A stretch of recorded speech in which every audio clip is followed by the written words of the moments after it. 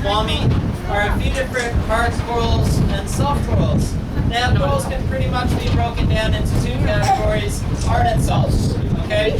The hard corals produce a calcium carbonate skeleton, and the soft corals do not. Alright, when the hard corals die, they leave behind that skeleton, and other corals can grow on top of it. And this building effect is what created the barrier reef. Now we can get a good example of some soft corals just in the middle of the vessel here. You guys can see the soft corals down here. These soft corals are called spaghetti.